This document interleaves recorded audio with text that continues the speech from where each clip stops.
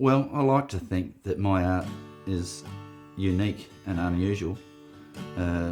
It's not like a lot of art I see around the place. Well, I don't know how other people characterise my art, but I like to think of it as spontaneous zoomorphics. The zoomorphic is the animal features, you know, horns and feathers and wings and all animal type features. And they're spontaneous because the original drawings I do come spontaneously. The actual drawings come spontaneously. But these days I don't do a real lot of work these days, you know, like maybe 1 or 2 paintings a year, you know, so I'm never going to make any money, you know. What a bitch. But I do make lots of satisfaction for myself, which is spiritually better than money, maybe. Unless you got lots of bills coming in, or your car burned up, like mine did 2 weeks ago. I paint and I sculpt and I photograph. I'll do the drawing on the canvas and then I will mask out the drawing, the foreground. Then I will paint the background with it masked out. It just allows me to do anything I want on the background. I can put it on with my hands and my back and my head, anything I want I can do on the background. And then when I peel off the masking tape, the drawing is clean and the background is continuous. I've got a philosophy that if you can photograph it, photograph it. If you can't photograph it, paint it. If you can't paint it, sculpture it. I mean, drawing what you see is virtually being a Nikon, a camera, you know. But creating something is the real magic. To bring it into existence. You know, if you don't bring it into existence, it'll never exist. And it's funny. But it is magic, you know.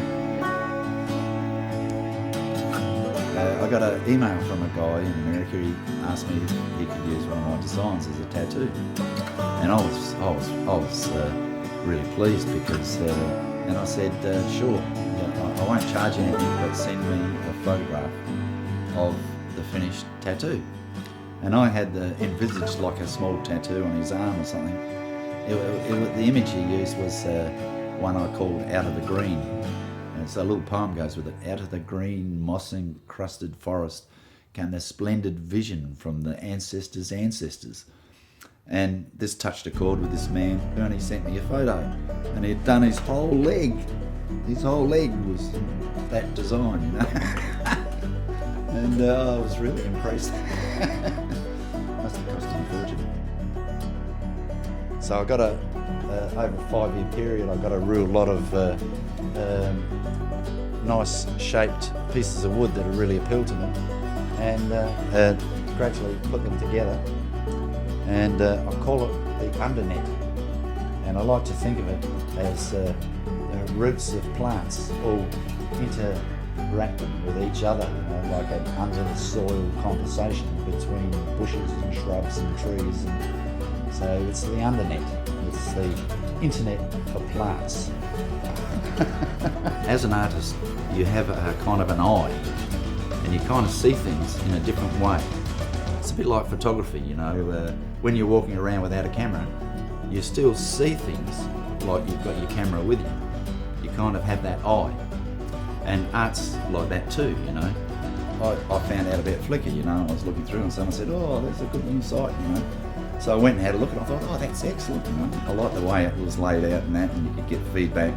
So they featured one of my photos in their like newsletter that they have there. I got 25,000 hits in the first 2 weeks. You know how long, if I had exhibitions, it would take me to get 25,000 people to look at my work?